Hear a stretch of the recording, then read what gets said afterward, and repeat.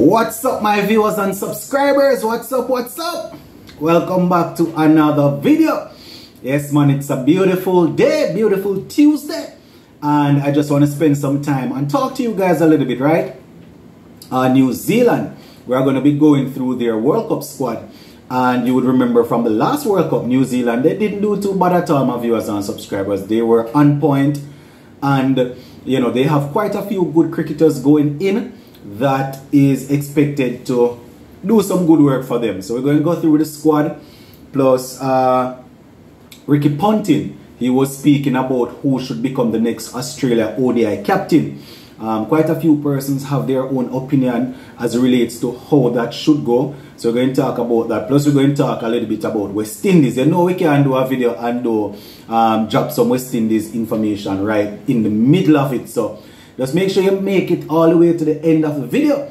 And if you have not yet subscribed, you need to subscribe to the channel. We just brought up that milestone of 10K and we're on our way to another 1,000 subscribers. Probably 11K, then we move to 15K. Yes man, so just subscribe and share my peeps. So alright, let's get straight into it. So I was taking a look at the New Zealand cricket page this morning, and I saw where they were talking about their T20 squad, a squad that is expected to represent them well, a squad that is experienced, and not only experienced, but you know, some youth players are, some young players are also going to be in there.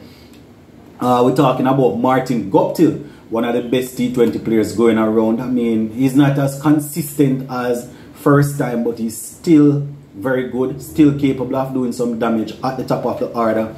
We have Finn Allen coming in there, the captain Kane Williamson, who is arguably one of the better players going around these days in all three formats. I mean, he's mostly playing that anchoring position or anchoring role when he plays in the T20 team, but we all know his class when it comes down to ODI and Test cricket. So people like those will be able to manufacture shots, you know, with all of the technique and all of that. They will be able to get the work done. So Kane Williamson is there.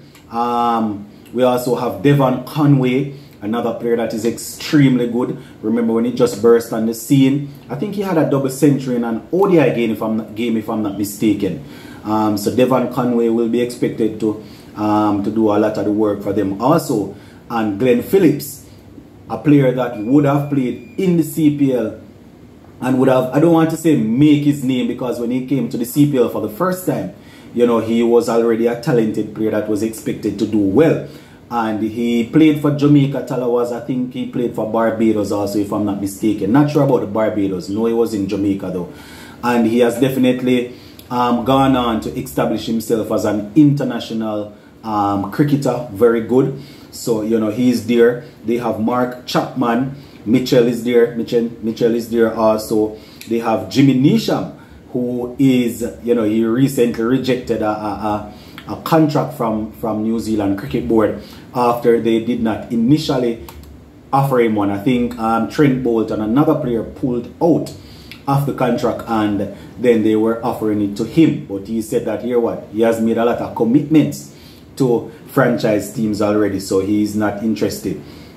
So Jimmy Neesham is there. Bracewell is there also. We also have Santner. Saudi is there. Trent Boult, another one, and Tim Southey. Those are the two guys that are expected to give some problems, some trouble, my viewers and subscribers.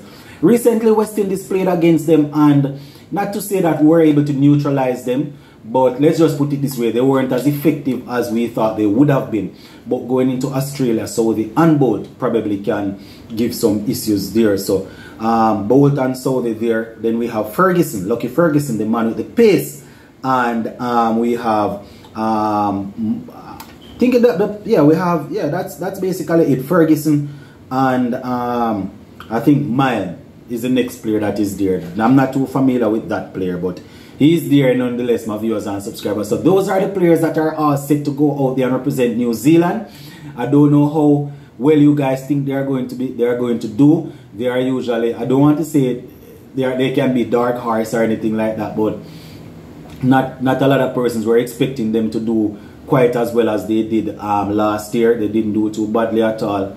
and I think, you know, so we're definitely going to be keeping an eye out on them to see how things go on. So there you have their squad, my peeps, and to our next team that is expected to do well in the T20 World Cup. They are actually holders and they are hosting the tournament. We're talking about Australia. You know, I was reading something this morning and I saw where Ricky Ponting was talking about who should take over Australia's ODI team. And, you know, after Finch, and he was saying it goes without a shadow of, without a shadow of doubt. It should be Pat Cummins, the all-rounder, you understand? Pat Cummins would have taken over the test team, so he's saying that Pat Cummins is right now is the most suitable person to take over that team. You know, so I don't want to say it's going to be too much for him, but you definitely want somebody that is stable. Maybe Marnus is not ready for that role as yet. I think a couple of days ago, the Australia Cricket Board personnel, they had a meeting with David Warner to discuss his ban and possibly him returning to taking over the team. So, you know, that is an option also. Steve Smith is another man. Quite a few persons there still haven't forgotten, or they are yet to forgive Steve Smith and David Warner for the part that they played in the ball tampering incident. You know, so, you know, Ricky Ponting is saying that somebody that is well respected can make the team easily, should be given that role. So definitely going to be keeping an eye on that, my peeps, to see how things how things work out. You understand? So yeah, the next thing that I want to talk about is this West Indies team. Now, I did a video, and in that video I was saying that what is next, or where do we go from here, seeing that the squad has been selected and there is nothing we can do as supporters. You know, we just have to sit and watch. How do we look forward to this T20 World Cup? I'm just going to ask a couple of questions. How optimistic are you going into this World Cup? Seeing that we're on the World Cup topic with New Zealand and Australia and so, how optimistic are you going into this World Cup? Are you thinking that we are going to be able to get out of the first round where we have to qualify and then get into one of those groups and probably come out in the top two and move into the latter part of the tournament?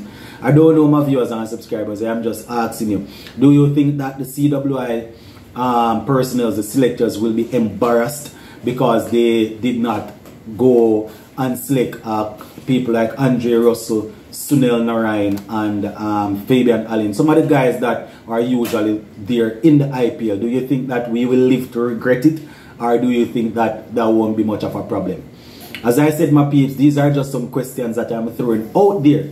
Just go ahead in the comment section and let me know what you think about it. Zane, big up on yourself.